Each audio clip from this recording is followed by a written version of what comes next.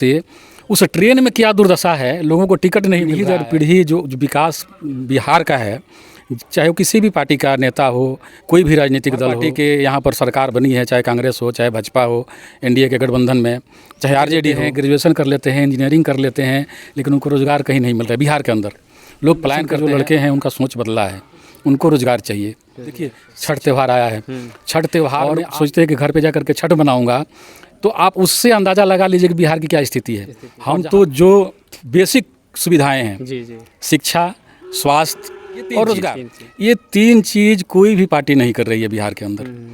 तो लोग क्या समझ कर, अगर व्यवस्था होगा, सरकार क्यों नहीं शिक्षा की व्यवस्था है बिहार से 10,000 घंटे वो ख़त्म ही ना हो। ये पूंजी। नमस्कार, प्रणाम, मैं हूं पंकज कुमार पुरी। आप देख रहे हैं पूरी न्यूज़ बिहार। मैं अभी दरौदा विधानसभा क्षेत्र 109 के पकोलिया गांव में स्थित हूं। यहां पे बहुत सारे ग्रामीण हैं, छठ पूजा घाट से जो लौटे हैं पूजा करके, अभी जो सब बैठे हैं, सबसे विचार विमर्श करना चाहते हैं कि चुनाव में क्या इन लोग की मुद्दाएं हैं, क्या राय रखना चाहते हैं। जी नमस्कार। नमस्कार जी। कह रहे हैं कि आप जो हैं अभी गांव में हैं, आपके गांव में क्या क्या समस्याएं हैं, किस चीज़ को लेकर आप चुनाव को वोट देना चाहते हैं? देखिए, सबसे बड़ी बात तो ये है कि केवल एक गांव की बात नहीं है, पूरे बिहार की बात है कि बिहार में सबसे बड़ा तो एक पलायन का मुद्दा है। पलायन का मुद्दा है। आज जो बच्चे यहाँ से जा रहे हैं गुजरात, महाराष्ट्र या देश के अन्य कोने में, देश ही नहीं बल्कि दुनिया के प्रत्येक कोने में बिहार के लोग, और बिहार के लोगों की क्या प्रतिष्ठा है दूसरे राज्य में या दूसरे देश में, ये किसी से छुपा नहीं है। आज बिहार के लोग जा कर के 12,000 10,000 रुपया में 10 घंटा 12 घंटा लोग हार्ड वर्किंग कर रहे हैं। और उस हार्ड वर्किंग करके, और देखिए हमारा जो बिहार है, बिहार के मेरे दादाजी सोचते थे कि मैं जाऊंगा बाहर जा कर के कुछ पैसे कमाऊंगा, एक मकान बनाऊंगा, थोड़ा सा ज़मीन खरीद लूँगा। उनकी जीवन ख़त्म हो गई, कुछ नहीं कर पाए। वही सपना लेकर के मेरे पिताजी गए, उनका भी जीवन ख़त्म हो गया, कुछ नहीं कर पाए। वही सपना लेकर के मैं गया, मैं भी कुछ नहीं कर पाया। अब मेरे बच्चे जा रहे हैं। तो ये पीढ़ी दर पीढ़ी जो विकास बिहार का है, चाहे वो किसी भी पार्टी का नेता हो, कोई भी राजनीतिक दल हो, हर पार्टी के यहाँ पर सरकार बनी है, चाहे कांग्रेस हो, चाहे भाजपा हो, एनडीए के गठबंधन में, चाहे आरजेडी हो, लेकिन जो विकास होना चाहिए रोज़गार का, शिक्षा का, स्वास्थ्य का, ये अभी तक हुआ नहीं है। और अभी के जो नए जनरेशन के जो लड़के हैं उनका सोच बदला है, उनको रोज़गार चाहिए। शिक्षा ले लेते हैं, ग्रेजुएशन कर लेते हैं, इंजीनियरिंग कर लेते हैं, लेकिन उनको रोज़गार कहीं नहीं मिल रहा है। बिहार के अंदर लोग पलायन करते हैं। अब देखिए छठ त्यौहार आया है, छठ त्यौहार में आप देखिए जितनी ट्रेनें भर के जो आती है किसी भी राज्य से, उस ट्रेन में क्या दुर्दशा है, लोगों को टिकट नहीं मिल रहा है, और सोचते हैं कि घर पे जा करके छठ बनाऊंगा, तो आप उससे अंदाज़ा लगा लीजिए कि बिहार की क्या स्थिति है। और जहाँ तक गांव की बात है, तो गांव में तो अब हमारे मोहल्ले में देख लीजिए, एक ट्रांसफार्मर है जिस पर दुनिया भर का कनेक्शन है। गर्मी के दिन में पंखा ऐसे ऐसे चलता है, रहने नहीं रहने से कोई मतलब नहीं निकलता है। चाहे वो किसी भी पार्टी के सांसद हो, किसी भी पार्टी के विधायक हो, हमारा क्या मांग है? हम क्या को अपना खर्ची थोड़ी मांग रहे हैं। हम तो जो बेसिक सुविधाएं हैं, शिक्षा, स्वास्थ्य और रोजगार, ये तीन चीज़ कोई भी पार्टी नहीं कर रही है बिहार के अंदर। तो लोग क्या समझ के वोट देंगे? अभी तो सारी पार्टियां दावा कर रही है कि हमारी सरकार बनेगी तो युवाओं को रोजगार देंगे, स्वास्थ्य सुविधा, सारी चीज़ें सही हो जाएगी। इसके पहले से क्या कर रहे थे? यही तो सोचने वाली बात है। अब 20 साल से पेंशन जो था 400 था, अभी 1100 हो गया है। महिलाओं को 10-10 हज़ार रुपया दिया जा रहा है रोजगार करने के लिए, या अन्न जो है वो भी वितरण किया जा रहा है फ्री में।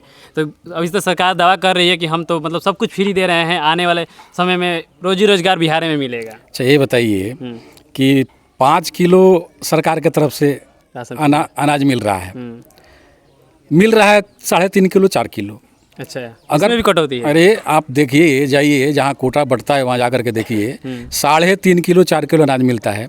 मान लीजिए अगर 5 किलो भी मिलता है, तो क्या 5 किलो से एक परिवार का 1 महीने का जीवन यापन चल जाएगा? और वो क्या 5 किलो अनाज सरकार अपने घर से दे रही है? हम एक सुई भी खरीदते हैं, कोई भी सामान खरीदते हैं तो उस पर टैक्स दे रहे हैं। तो टैक्स के पैसे से अनाज न दे करके उस पैसे से रोज़गार की व्यवस्था किया जाए। शिक्षा, देखिए शिक्षा का अगर व्यवस्था होगा, सरकार क्यों नहीं शिक्षा की व्यवस्था कर रही है? उनको मालूम है कि लोग अगर शिक्षित हो जाएंगे तो अपना हक और अधिकार की बात करेंगे।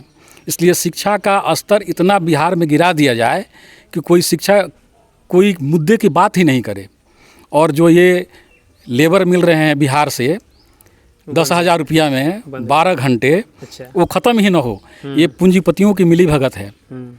जितनी भी सरकारें हैं वो पूंजीपतियों की मिली भगत है कि आप बिहार में शिक्षा का स्तर नीचे करके रखो ताकि बिहार लेबर सप्लायर केवल एक राज्य बना रहे। आपकी जो जितने भी आप मुद्दाएं रखे, कौन सी पार्टी आपको अच्छा दिख रही है, कौन सी पार्टी आपकी सुविधाएं दे सकती है? देखिए, सभी पार्टी को तो मिला है मौका मिला। कांग्रेस की भी सरकार रही है आज़ादी के बाद में, उसके बाद में आरजेडी की भी सरकार रही है, जनता दल की भी सरकार रही है, ये एनडीए की भी सरकार रही है। सभी लोगों ने तो दावा किया है, किस पर भरोसा करें? अभी नया चेहरा आया है प्रशांत किशोर जी का, जन सूरज पार्टी से। देखिए, प्रशांत किशोर जी बात तो कर रहे हैं, लेकिन सबसे बड़ी बात यह है कि वो भी एक पूंजीपति है। अभी हमने सुना है कि उनकी 6 कंपनियां हैं। अच्छा। तो अगर इतना ही उनका करने का मन था तो बिहार में एक कंपनी तो लगा देते। बोल रहे हैं कि जीतने के बाद से मतलब मिल जाएगा, सबको मिल जाएगा। अरे भाई, इसके पहले भी तो उन्होंने कंपनी लगाया है ना, तो कम से कम एक कंपनी बिहार में लगा देते तो ये होता ना कि भाई कुछ लोगों को रोजगार दिए हैं। ठीक है, बोल रहे हैं सभी पार्टियां दावा कर रही है, लेकिन लोगों को तेजस्वी जी भी दावा कर रहे हैं कि हर घर में एक सरकारी नौकरी देंगे। तेजस्वी जी भी दावा कर रहे हैं। तेजस्वी जी को जितना दिन समय मिला था जी, उस समय में उन्होंने कुछ काम किया है। है। तो कुछ युवाओं का उनके ऊपर कुछ विश्वास है कि कर सकते हैं और एक बार उनको मौका मिलना चाहिए। नए यंग मैन हैं और करके थोड़ा दिखाए हैं, तो हमारे हिसाब से एक बार उनको भी मौका मिलना चाहिए। सरकार बदलनी चाहिए और देखना चाहिए कि कौन कैसा कर रहा है। अगर वो नहीं करते हैं कोई काम तो उनको फिर से दोबारा मौका नहीं मिलना चाहिए, चाहे कोई भी पार्टी हो। अब एनडीए की सरकार 20 साल से है, 20 साल में सुधार ऐसा बात नहीं कि काम नहीं हुआ है। बहुत काम हुआ। रोड बना है, लाइट लगी है, लेकिन 20 साल में ये काफ़ी नहीं है। अच्छा, एक चीज़ और आपसे जानना चाहूँगा मैं कि आपके गांव में, मैं किसी का पक्ष विपक्ष में नहीं बात कर रहा, आप बोले रोड बना है, जल नल का योजना भी है, बिजली भी है। तो बिजली आपके यहाँ कितना रह रही है? रोड जो बना है वो सड़क जो है चलने लायक है क्या? वही तो बात बता रहा हूँ कि जितना होना चाहिए उतना नहीं हुआ है। मतलब काम हुआ है लेकिन काम में कटौती। हाँ, 20 साल में इतना ही काम नहीं होना चाहिए। मैं मध्य प्रदेश में 20-25 साल रहा हूँ। मध्य प्रदेश देश का सबसे पिछड़ा राज्य था। भाजपा की सरकार है, उसमें कोई दो मत नहीं। शिवराज सिंह चौहान जी वहाँ पर 15 साल सरकार में रहे और उन्होंने बहुत अच्छा काम किया है मध्य प्रदेश को। एक तो वहाँ पर इतनी इंडस्ट्री हो गई है कि अब लोग बहुत सारे राज्यों से लोग जाकर के वहाँ पर नौकरी कर रहे हैं और वहाँ पर डेवलप हुआ है। मैंने देखा है कि वहाँ पर कितना डेवलप हुआ है। उसके अपेक्षा हमारे बिहार जीरो है, कुछ भी नहीं हुआ है। अच्छा, बीजेपी के सरकार जो है बोले वहाँ डेवलप हुआ है, तो यही तो बीजेपी की सरकार बिहार में भी थी, यहाँ क्यों नहीं डेवलप हुआ? कि कारखाना की कल कारखाना क्यों नहीं लगे? देखिए, जो बिहार के नेता हैं ना, चाहे वो सांसद हो चाहे विधायक हो, सांसद तो जो भी प्रधानमंत्री रहता है उनके पीछे लगुआ है, खाली पीछे जिंदाबाद मुर्दाबाद बैठ के नारा लगाते हैं प्रधानमंत्री के, और डिबेट में जा कर के नेताओं के क्या अस्तित्व है? आज कोई नेता अगर कांग्रेस में है तो बीजेपी की बुराई कर रहा है, कल वही पार्टी छोड़ करके बीजेपी में ज्वाइन हो जाता है तो कांग्रेस की बुराई करने लगता है। इनका क्या अस्तित्व है? कोई मायने ही नहीं है राजनीति का। राजनीतिक एक व्यवसाय हो गया है। आज़ादी के 10-15 साल तक बाद तक जो नेता हुए, जिन्होंने आज़ादी को करीब से देखा था कि आज़ादी लेने में कितना हमारे जवानों ने अपने शहीद दिया, बलिदान दिया, कितना कष्ट उठाए, उसके बाद में आज़ादी मिली, तो उन्होंने देश को अपना घर समझा, अपना परिवार समझा और समझ करके काम किया। उसके बाद में धीरे धीरे राजनीति से लोग, जो अच्छे लोग हैं, वो राजनीति से हट रहे हैं, क्योंकि राजनीति एक व्यवसाय बन गया है। कुछ लोग अच्छे हैं, ऐसी बात नहीं कि सभी लोग उसी में हैं, लेकिन जो अच्छे लोग हैं उनकी चलती नहीं है। कोई मान लीजिए एक मंत्री है, अब वो मंत्री अगर कोई काम कर रहा है या करप्शन के ऊपर रोक लगाने की कोशिश कर रहा है तो उसी के पार्टी के सारे विधायक या सांसद उसके खिलाफ में हो जाएंगे, उसकी सरकार गिरा देंगे। इतना गंदा माहौल हो गया है कि अब देखिए, आप भी जानते होंगे कि आज टिकट के लिए लोग 2 करोड़ 3 करोड़ 5-5 करोड़ तक रुपया दे रहे हैं टिकट के लिए। आप जानते होंगे ना, आप तो चारों तरफ घूम रहे हैं। तो जो आदमी 5 करोड़ रुपया दे के टिकट खरीदेगा वो क्या काम करेगा? 10 करोड़ कमाएगा तब ना काम करेगा। उसको तो 10 करोड़ कम से कम चाहिए। अगर 5 करोड़ दे के वो टिकट लिया है तो 10 करोड़ तो उसको चाहिए ना, तभी तो वो काम करेगा। तो 10 करोड़ वही लेगा तो काम कहाँ से करेगा? बात सही है। तो ये आपके मतलब अगली जो सरकार जो बनने जा रही है, किसकी सरकार बननी चाहिए? कौन, मतलब यही लास्ट मुद्दा रहेगा? देखिए, हमारे हिसाब से बदलाव होना चाहिए। बिल्कुल बदलाव होना चाहिए। बदलाव में कौन आना चाहिए? नए चेहरे को मौका देना चाहिए। और आप प्रशांत किशोर की बात किए ना जी, प्रशांत किशोर जैसे आदमी को सदन में जाना चाहिए जरूर, क्योंकि मुद्दे उठाएं। मुद्दे उठाएं। विपिन सर जैसे लोगों को सदन में जाना चाहिए, खान सर जैसे लोगों को खड़ा होना चाहिए। देखिए अब देखिए खान सर कोई नेता थोड़ी है, नहीं है। नेता नहीं है ना, लेकिन आज जितना वो काम कर रहे हैं विद्यार्थियों के लिए, गरीब आदमी के लिए, ये क्या नाम है, डायलिसिस की मशीनें, कैंसर का अस्पताल, ये सब मतलब एक लड़का, यंग लड़का और अपने बलबूते पर इतना कर रहा है तो सरकार क्या नहीं कर सकती है। इच्छा शक्ति होनी चाहिए, करने का ललक होना चाहिए कि हमें कुछ करना है। जो भी सरकार में आते हैं बोलते हैं फंड नहीं है, ये नहीं है, वो नहीं है। अरे भैया तो फंड कौन लाएगा, ये टैक्स कहाँ जा रहा है। आज अगर आप पेट्रोल की, डीजल की अंतर्राष्ट्रीय मार्केट में दाम देखेंगे उसका क्या प्राइस है, और अपने यहाँ जितना प्राइस है उसका 1.5 गुना तो टैक्स लग रहा है। वो पैसा कहाँ जा रहा है। आप कोई भी सामान, आप गेहूँ खरीद रहे हैं, चावल खरीदते हैं, जब तक उसको खा करके और उसको शौचालय में नहीं कर देते हैं तब तक उसको उस पर टैक्स लगता है। जितने आदमी खरीदेंगे सब टैक्स देंगे। मतलब शौचालय तक टैक्स है। मतलब जब शौचालय में चला गया उसके बाद में उसका टैक्स बंद हो गया। नहीं तो जो व्यापारी खरीदा, किसान से खरीदा, व्यापारी खरीदा, व्यापारी से हम लोग खरीदे, तो जो जहाँ से खरीदा टैक्स तो दे ही रहा है ना।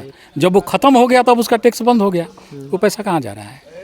हर चीज़ वो तो टैक्स लग रहा है, तो पैसा कहाँ जा रहा है। वो पैसा कहाँ जा, जो राज्य विकास किया है वो राज्य कहाँ, उसमें कहाँ से पैसा आ रहा है। टैक्स ही तो आ रहा है। करने की इच्छा शक्ति होनी चाहिए। खान सर के पास में कहाँ से पैसा आ रहा है। सबसे कम ट्यूशन का फीस लेते हैं, उसके बाद में भी बिना किसी पद पर रहते हुए एक लड़का अगर इतना सब कर दे रहा है तो सरकार क्या नहीं कर सकती है। इच्छा शक्ति होनी चाहिए। तो सर खान सर कहते हैं कि हम नेता नहीं है इसलिए इतना कर पा रहे हैं। सही बात है, वो नेता नहीं है। अगर नेता भी होंगे तो भी करेंगे, क्योंकि अगर बिना नेता हुए इतना काम कर रहे हैं तो उनके जैसे लोगों को तो मेरे हिसाब से सदन में जाना चाहिए, उनको खड़ा होना चाहिए, उनको सदन में जाना चाहिए। वैसे लोग अगर सदन में जाएंगे तब जा कर के मुद्दे उठाएंगे, और सरकार कोई भी रहे बस मजबूर करने वाला आदमी चाहिए। तो खान सर जैसे लोग जाएंगे, विपिन सर जैसे लोग जाएंगे, प्रशांत किशोर जैसे लोग जाएंगे तो जाके सदन में आवाज़ उठाएंगे और एक मजबूत विपक्ष की, सरकार में रहे तो ठीक है, नहीं तो मजबूत विपक्ष की भूमिका निभाएंगे तो काम निश्चित तौर पर होगा। और केवल सरकार की ही जिम्मेदारी नहीं है, हमारे अंदर भी बहुत कमियां हैं। हम अगर थोड़े से मुर्गा और दारू पर अगर बिक जा रहे हैं, साड़ी अपना ईमान बेच दे रहे हैं, तो नेता को तो वही चाहिए। एक बार हमारे पास में आएंगे, जनता के पास में लोकतांत्रिक अधिकार है कि वो अपना वोट का मालिक स्वयं है, जिसको चाहे उसको दे सकता है। और अगर हम उसका सही उपयोग नहीं करेंगे तो वो भी उसका फ़ायदा उठाएंगे। आपका शुभ नाम क्या हुआ? सत्येंद्र यादव।